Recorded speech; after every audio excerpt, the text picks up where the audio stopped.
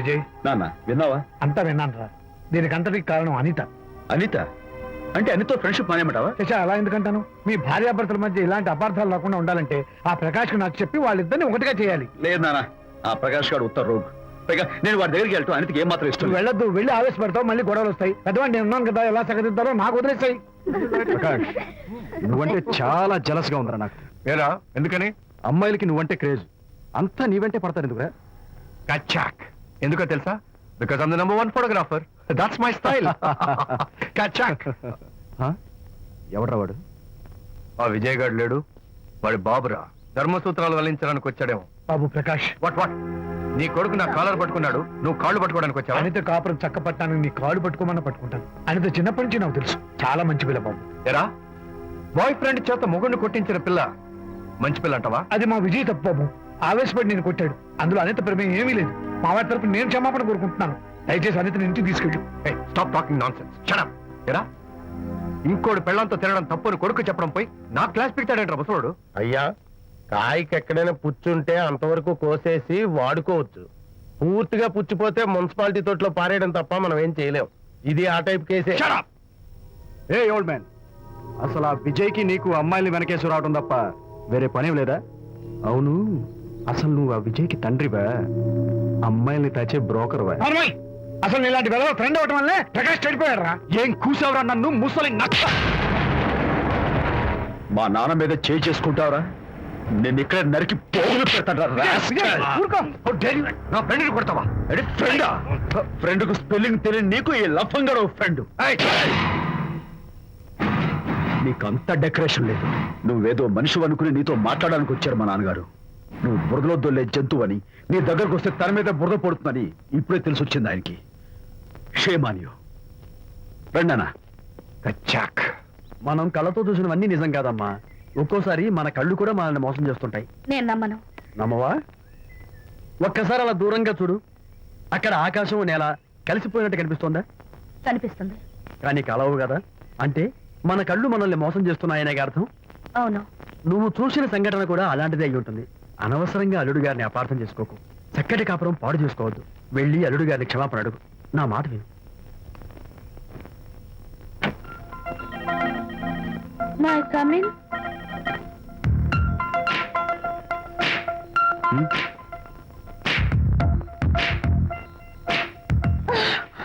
I'm so sorry. Decoration జారిపోతుంది, ఎవరైనా చూస్తారు. నా మీద కోపం పోయిందా? ఆ, జరిగిందంతా మర్చిపోతారు కదూ? ఆ, మర్చిపోతాను. ప్రామిస్.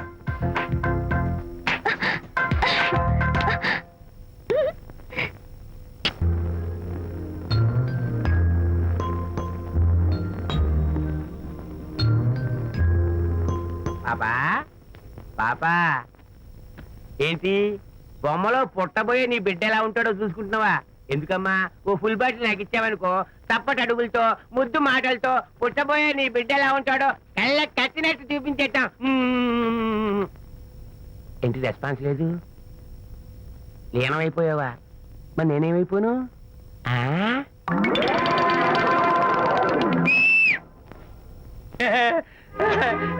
భగవంతుడు బాట్లు అనేక రూపాల్లో కనిపిస్తారట.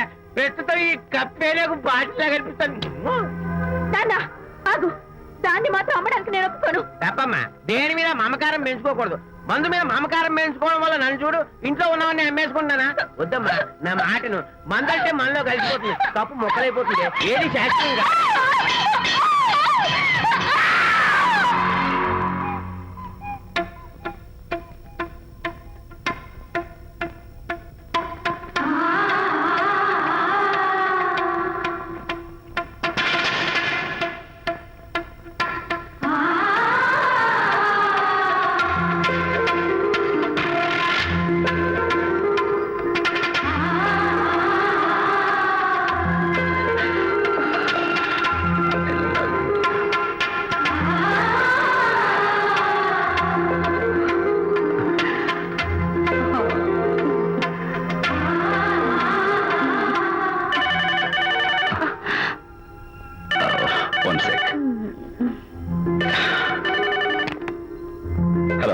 నేను విజయ్ మాట్లాడుతాను. బాబు, అనితమ్మ గారిని ఆ తాగుబోసచ్చినోడు తోసేశాడు. ఏమైంది? అమ్మగారు కింద పడిపోయారు. బాధతో మెలికి తిరిగిపోతున్నారు. ఓ మై గాడ్, నాకు చాలా భయంగా ఉంది బాబు. మీరు తొందరగా రండి బాబు. నేను వెంటనే బయలుదేరి వచ్చేస్తాను. ఈ టైంలో ఎక్కడికండి? అనిత కింద పడిపోయిందంట. నేను వెంటనే దగ్గరుండి హాస్పిటల్కి తీసుకెళ్ళాలి. వేరే ఎవరైనా తీసుకెళ్తారండి. ఇప్పుడు మీరు వెళ్ళొద్దు ప్లీజ్. Don't be silly. అర్థం లేకుండా మాట్లాడుకో.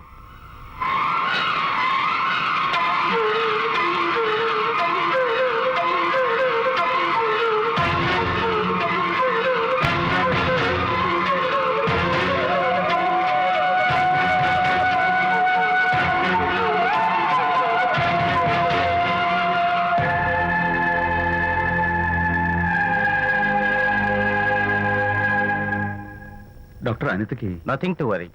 కాలికి దెబ్బ తగిలింది కాబట్టి పర్వాలేదు. అదే కడుపుకు తగిలింటే అబార్షన్ అయి ఉండేది. Thank God. Anyhow she's lucky. చూడండి, నెలలు నిండుతున్న కొద్దీ మీరు మీ షీస్ మై ఫ్రెండ్ డాక్టర్. అలాగా పెయిన్ ఎక్కువగా ఉంటే ఈ టాబ్లెట్స్ వాడండి. అలాగే డాక్టర్.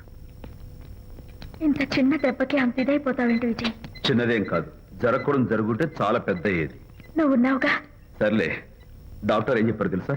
నువ్వు పిచ్చి పిచ్చి ఆలోచనలు పెట్టుకుని మనసు పాడు చేసుకోవద్దని, ఎప్పుడు సరదాగా ఉత్సాహంగా ఉండాలని, కష్టమైన పనులు ఏమీ చేయకూడదని, బాగా రెస్ట్ తీసుకోవాలని, సమయానికి మందులు వేసుకోవాలని, మంచి ఆహారం తీసుకోవాలని, జ్యూసెస్ తాగాలని, ఎక్సర్సైజ్ చేయాలని.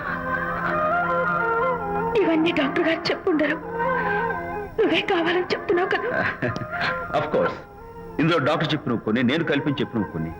ఈ డెకరేషన్ అంతా ఎందుకో తెలుసా? నా కొత్త ఫ్రెండ్ కోసం. కొత్త కొత్త ఫ్రెండా? నేను కాకుండా? ప్రస్తుతం నీ కడుపులో రెస్ట్ తీసుకుంటున్నాడు.